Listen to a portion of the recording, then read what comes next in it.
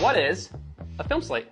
A film slate is actually really important, and you need this for every single clip that you record. When it comes to making a movie or even something short, you're gonna shoot a lot of content, and so a film slate keeps things organized. The reason why we do this is so the editor has both a visual and an audible reference point in the edit. If someone records audio and visual at the same time, but they don't have a reference point, or at the very least clap, that editor is gonna have a really hard time, one, figuring out what clip goes with what audio, but also to line it up correctly so things are synchronous like the way you see it right now. Where if it looks like this, and I start talking, but things aren't quite adding up, this is what happens when you are missing one of these.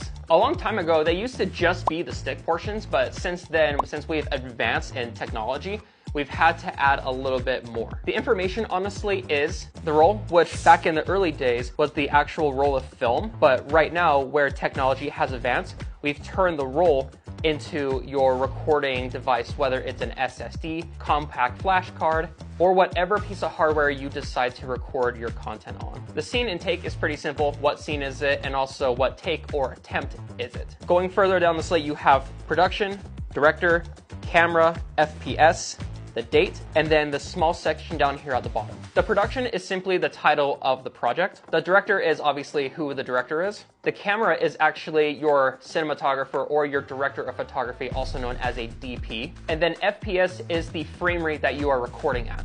Down here you have interior, exterior, day, night, sync, and MOS. Interior, exterior just means, is it interior, like is it on the inside? Exterior, is it outside? Day or night? And sync and MOS is there audio that is recorded with this clip? Like right now, this would be a synchronous thing. If you decided you needed to shoot visual and you don't need any audio, that's where you mark this as MOS. That way the editor, or in this case for this video, me, knows that this clip has no audio. Now there is a little bit of etiquette when it comes to these things, because if you are on a film set and you are tasked to work with this, if you are the second AC or a PA or whatever is going on, you need to know how to use these things correctly, because there's actually a right and wrong way to do this. You simply just call out the scene and the take and then marker. Now, you do not have to slam these things. That's actually how these break.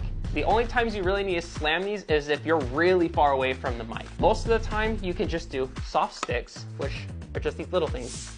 That is a distinct enough sound that an editor in the edit, going frame by frame, is going to hear that.